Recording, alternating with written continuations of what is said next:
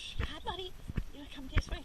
He's probably going to think I'm going to throw his you-know-what, but I'm not going to do it, because that's one reason to tell you, too, is I discovered, which I think is actually a good thing, periodically, very, very rarely, Asher will get like a little limp, and it always seemed to be coming from his foot, but I was wondering if that was wishful thinking, because you, of course, always want it to be the foot instead of like another part. But see, he's moving fine now.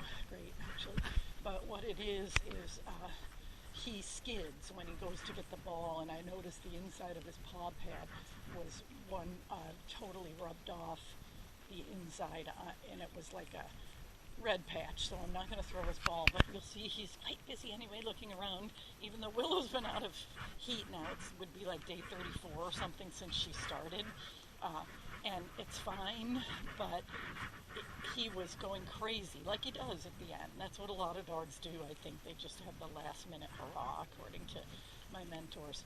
And so he was humping her a lot, and she wouldn't like that. Sometimes she'd tolerate it fine and hump him back, and then other times she would just really get at him. So yesterday afternoon I was getting worn out, this is the point of the video, with and plus to try out this new GoPro that Lexi had me get, because after Al and I living for 30 years in different neighborhoods, we kind of pride ourselves in just trying to make connections with the neighbors, but it hasn't been the case this way.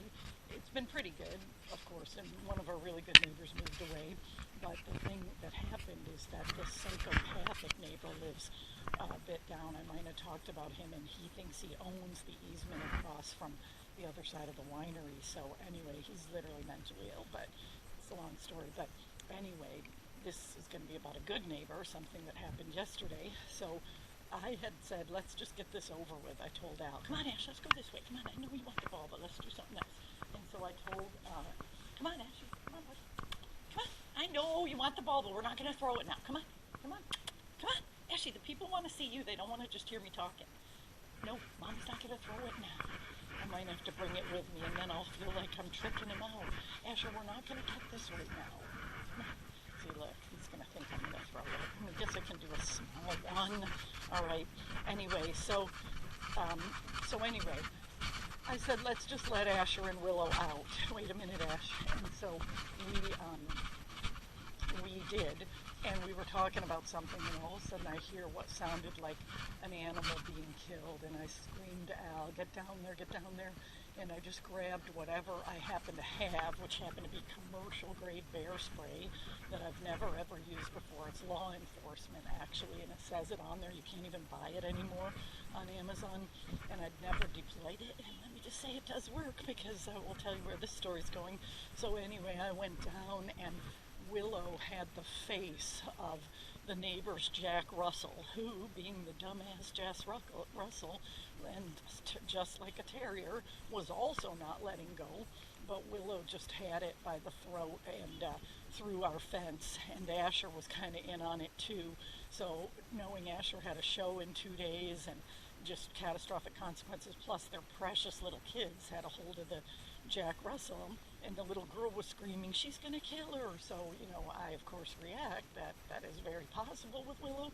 So I pepper sprayed them, and because I've never used it before, because until this psychopathic neighbor, I've really never been one of those fearful people, I actually sprayed it in the eyes of the dogs. I know everyone's going to think I'm like the dumbest person in the universe right now for saying that, but the thing is when you're panicked and you know that Shaq's ear resulted in loss of her ear because of the power of these dogs, you just don't know what else to do but to try to stop the fight. And I just was thinking as if it was like a human assailant. I should have just sprayed it more in their nose or throat. Anyway, Al was on the ground with the dogs, and I got Willow so bad she looked like a raccoon with red pepper around her eyes, and then Asher broke off and was over there rubbing his eyes, and then some sense came to me as soon as the dog somehow released and the neighbor took the dog, and I had Al rush Willow down to the vet, which our vet is awesome, by the way. I might make a huge plug for him, and we're going to bring him a gift basket tomorrow because they were closing and they're always overly busy, but they saw her and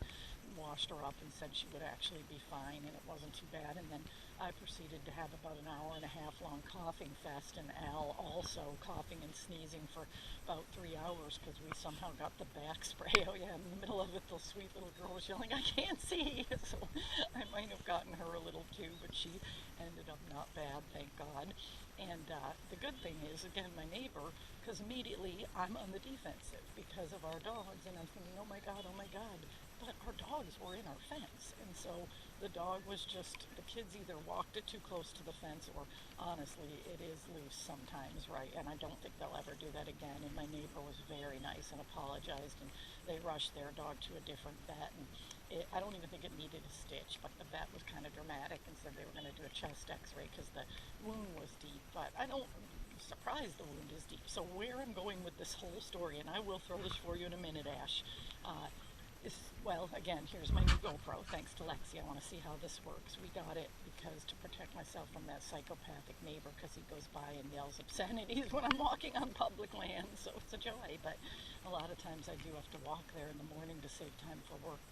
And of course, we've been given permission to walk in the winery, so it's just one way to enter it rather than drive around. Anyway, point being with the story.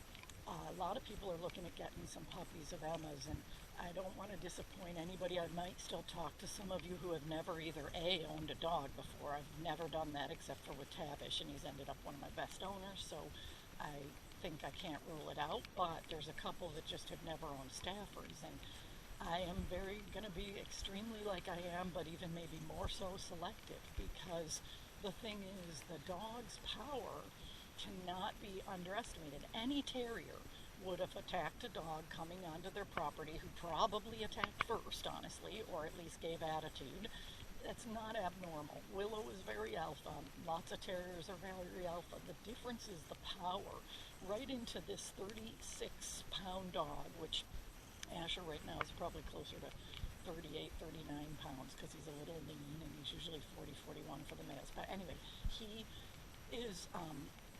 right in this dog is like unbelievable strength of jaws, and that's what you worry about, because the deed is the same, and people need to understand that. It's absolutely no different than any other dog would do.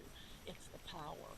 And again, I'll refer to Lynn, who says, and she's right, you have to act like you're having a loaded gun in your pocket at all times, which is why I do have access to so many stop fight things. However, as I'm learning, under pressure, you don't always go for the right one or use it the right way. But again, if I hadn't stopped it, Al is convinced that the little dog would have been killed. So it all ended okay. But I want to tell that to all of you, because I really think that if you're thinking, these dogs are the most incredibly loving, they don't shed, they're quiet, they obviously would never even ever hurt a human. That was my worry, that accidentally the girl would get bit. But of all dogs to have safety belief about, even though accidents can happen to any dog, I think, because Al did also, in addition to the pepper spray, he put his hand in her mouth again and turned it sideways. That's how we've been able to break almost every fight. So their inhibition for biting humans in well-bred Stafford is huge, but the dog reaction is not something that can be guaranteed, no matter how much socialization people. I want to add that. But you can also get one like Shaq, who's never met an enemy and is calm and collective, and certainly that's what I try to breed for, is not reactive. But people need to know it's inherent in the breed. They're terriers, and they need to be prepared to go through basic obedience and extreme commitment to the power. Because someone else was talking about they wanted a medium energy dog, and it's like, I'm going to have to talk to him. There's no guarantees on that. Daisy's right so far hasn't shown, I know, honey, just a minute, any dog aggression, but she is the most active Stafford we've ever had. I'm only going to throw a light for him.